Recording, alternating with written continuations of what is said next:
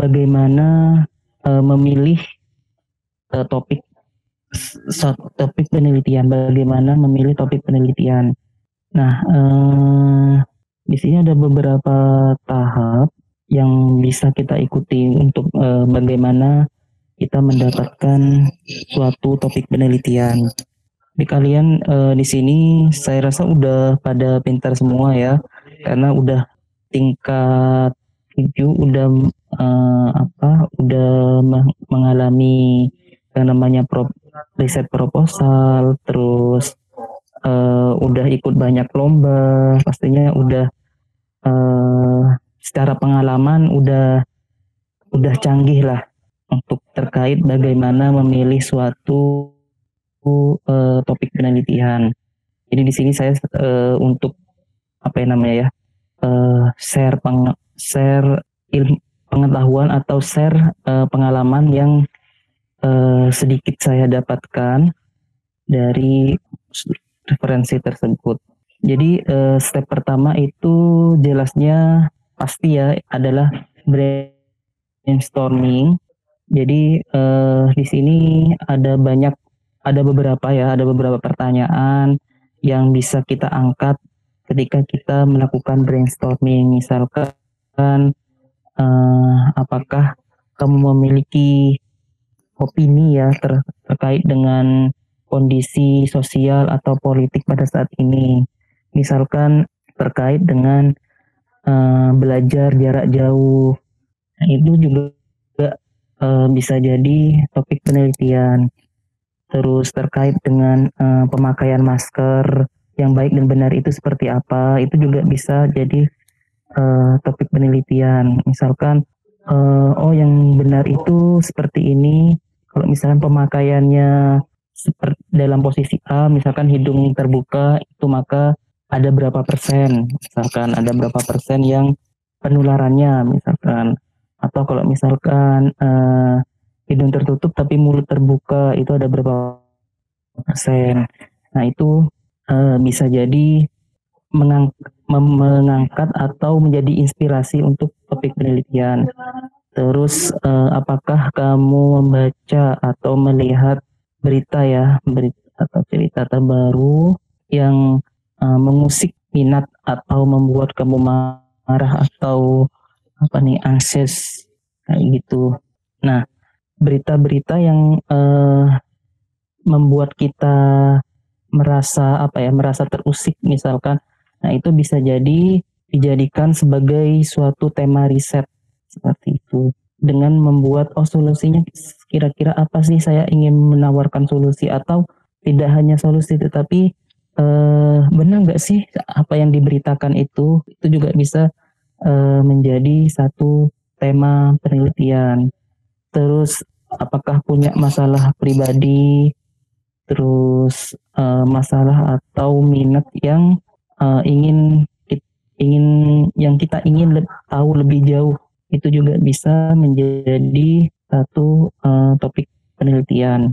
Pun juga ketika kita membaca paper, itu juga bisa menjadi satu topik penelitian.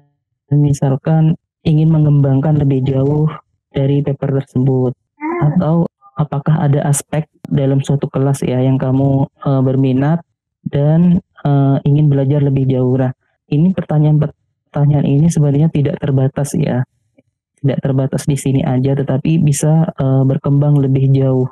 Brainstorming itu yang namanya brainstorming berarti tidak ada yang dibatasi ya. Ide sekonyol apapun itu bisa kita catat dan kita olah nantinya. Step pertama, belum saya rekam. Udah direkam ya. Step kedua itu adalah membaca informasi latar belakang secara umum. Membaca informasi latar belakang secara umum. Atau misalkan setelah kita punya punya gambaran apa yang ingin diteliti, itu kita baca misalkan ensiklopedia atau Wikipedia, pengetahuan umum ya, pengetahuan umum terkait dengan topik yang ingin kita teliti. Misalkan seperti ini, ingin ekstraksi tentang jeruk purut, ekstraksi jeruk purut, bunga kenanga. Nah, kita bisa baca setidaknya di Wikipedia ya, ekstraksi itu apa, terus macam-macam ekstraksi, terus baca tentang membaca tentang jeruk purut, tentang bunga kenanga misalkan. Nah, tetapi itu hanya sebagai pengetahuan umum yang akan menuntun kita ke informasi yang lebih detail, yang lebih dibutuhkan dan lebih valid. Kemudian membaca review artikel. Nah, ini penting untuk membaca review artikel lebih dulu dibandingkan dengan membaca riset artikel. Review artikel ini adalah kumpulan dari banyak penelitian ya. Contohnya review artikel itu misalkan tentang, saya coba cari ya, misalkan tentang ekstraksi. Nah, kita cari review artikel yang berkaitan dengan ekstraksi. Bedanya review artikel dengan yang bukan review artikel itu apa sih? Nah, kalau review artikel dia itu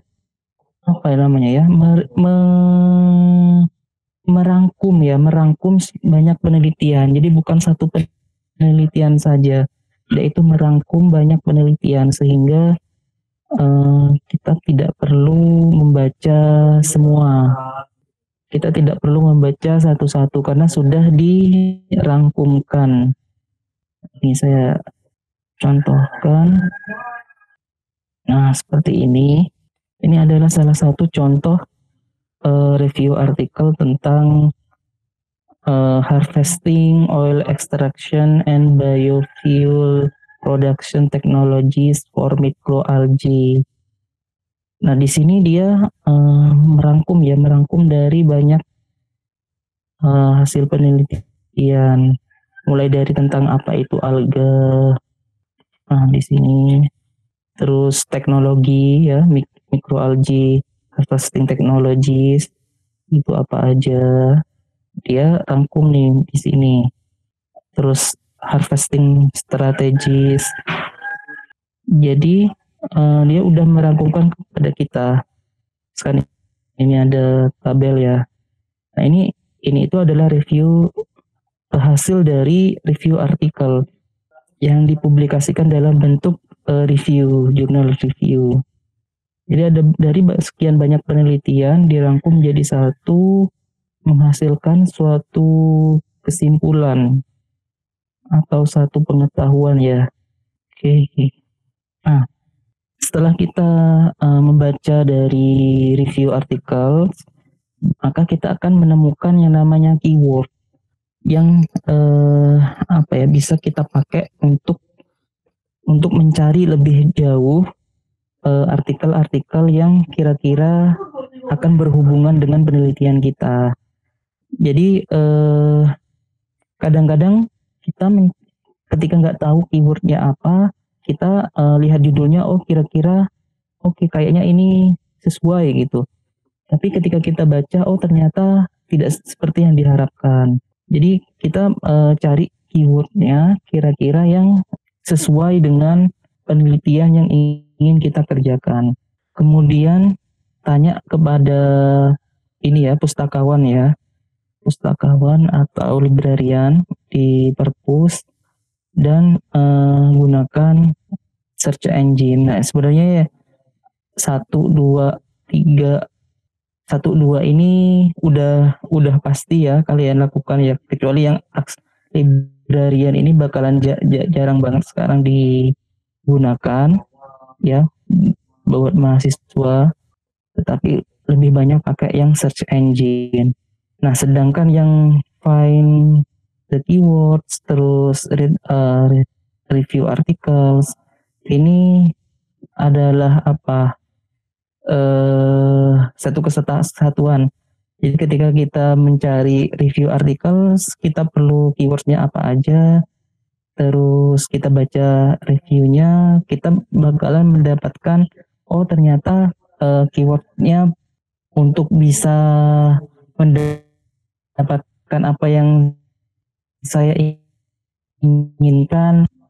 Misalkan yang awalnya cuman extraction terus ditambah lagi microwave extraction. Terus setelah baca-baca lagi microwave, oh kayaknya perlu ditambah lagi dari powernya segini. Terus baca-baca lagi, oh misalkan yang skala berapa, misal skala berapa kilogram misalkan, dan seterusnya. Kemudian step yang ketiga adalah fokus on your topic. Jadi topik itu harus tetap bisa di manage ya. Jadi tidak terlalu melebar ya, sehingga kita harus membatasi topik tersebut. Nggak terlalu melebar, nggak terlalu banyak yang dibahas.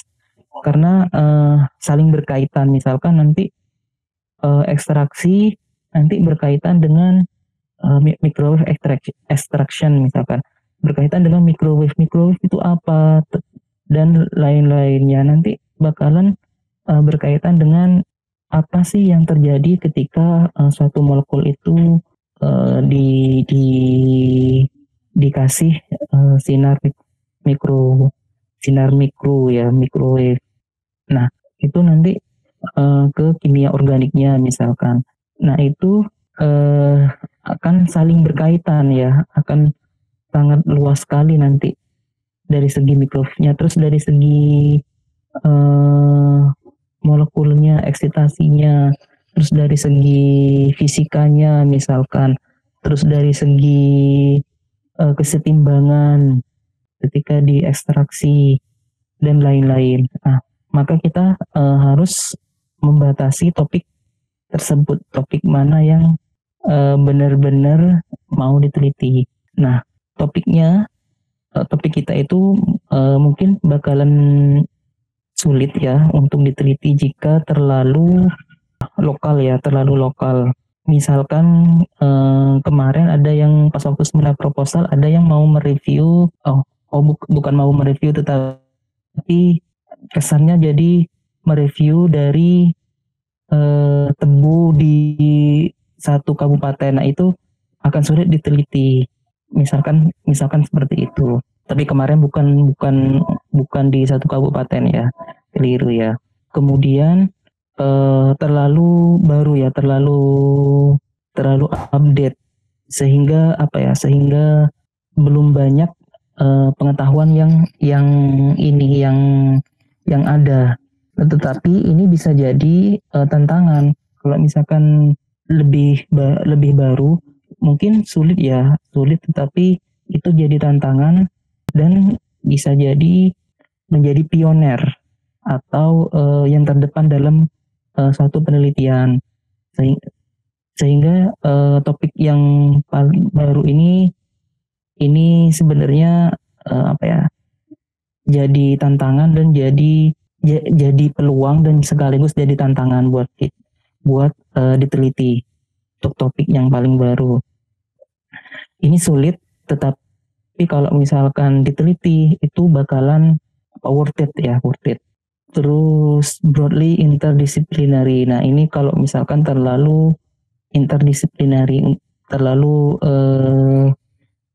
bidangnya itu terlalu banyak yang berkaitan. Nah ini bakalan sulit karena harus bekerja sama dengan banyak peneliti. Tapi bukan berarti tidak mungkin ya, tapi ini sulit bukan berarti tidak mungkin. Oke, populer, terlalu populer ya. Nah ini kalau terlalu populer bisa jadi semua orang udah pada meneliti ya. Terus terlalu crazy, mungkin cita-cita terlalu tinggi tapi bisa jadi reasonable ya. Nah ini sulit ya, tetapi bisa jadi worth it ya untuk diteliti. Kemudian step 4-nya adalah make a list of useful keywords. Jadi buat daftar dari keyword-keyword yang kira-kira berguna ya, bermanfaat. Misalkan, jadi yang pertama cari kata-kata yang mendeskripsikan secara baik ya topik penelitian kamu itu apa. Terus, nah ini sebenarnya salah satu bagian dari ini ya, find the keywords ya. Look for them in when reading encyclopedia articles and background and for general information. Jadi ini keyword yang digunakan untuk mencari sumber literatur ya, atau ketika kita membaca artikel. Terus find border and narrow term. Kemudian kalau kita dapat keyword, kita bisa gunakan kata-kata itu apa ya, dalam term atau dalam bentuk yang lebih sempit misalkan, atau lebih luas. Kemudian sinonimnya misalkan. Nah ini bisa diperiksa juga sinonimnya dari kata-kata atau kata kunci ya, kata kunci yang kita gunakan. Kata kunci yang menggambarkan topik penelitian. Make notes of this word. Jadi buat catatan ya dari kata kunci tersebut. Jadi kita memang jarang ya membuat catatan atau menulis keywords yang akan kita gunakan untuk cari di literatur atau di internet. Tapi jadi ini salah satu tips untuk topik penelitian, ide penelitian, mencari ide penelitian. Kemudian step yang kelima, fleksibel. Jadi fleksibel. Jadi itu adalah hal yang biasa ya. Ketika kita melakukan proses mencari topik penelitian, kita harus memodify atau memodifikasi topik tersebut. Itu adalah hal-hal yang biasa. Jadi harus fleksibel. Topik-topik risetnya harus pas, tetapi cukup fleksibel untuk dimodifikasi. You might not wish to change your topic, but you might decide that some other aspect of the topic is more interesting or manageable. Jadi mungkin kita nggak ingin mengubah topiknya, tetapi mungkin kita bisa menentukan ya beberapa aspek dari topik itu yang lebih menarik dan lebih bisa diatur. Misalnya tentang ekstraksi. Nah, mana sih yang lebih menariknya? Apakah mendapatkan yield-nya, atau apakah terkait dengan komposisinya atau kesetimbangannya, atau bagian mana yang bisa kita angkat lebih saat dalam perjalanan tersebut. Misalkan awalnya kita ingin mencari kondisi operasi yang lebih cocok misalkan untuk ekstraksi dari bunga kenanga misalkan. Tetapi dalam satu perjalanan ternyata ada hal yang lebih menarik dibandingkan dengan mencari nilai yield-nya. Misalkan saya menemukan ternyata dari hasil NMR itu ada zat baru yang ditemukan saat menggunakan ekstraksi microwave dibandingkan dengan menggunakan panas biasa. Mungkin karena kalau microwave itu ada gelombang mikro yang mengubah polimerisasi atau isomerisasi misalkan. Nah itu bisa jadi berubah seperti itu. Tetapi topiknya tetap, tapi mana yang lebih menarik itu kita bisa mengatur. Terus step yang keenam, define your topic as a focus research question. Jadi topik penelitian kita itu bisa diubah dalam bentuk research questionnya. Nah ini ada contoh ya. Misalkan idenya Frank Leon Wright or modern arsitektur. Jadi idenya ini nama orang atau modern arsitektur. Nah, research questionnya apa? How has Frank Lloyd Wright influence modern architecture. Jadi bagaimana si Wright, Mr. Wright itu mempengaruhi arsitektur modern. Jadi research question itu apa ya? Dia bisa fokus ya, lebih fokus ya seperti. Nah, ini ada contoh berikutnya, focus research question. What design principle used by Frank Lloyd Wright are common in contemporary homes.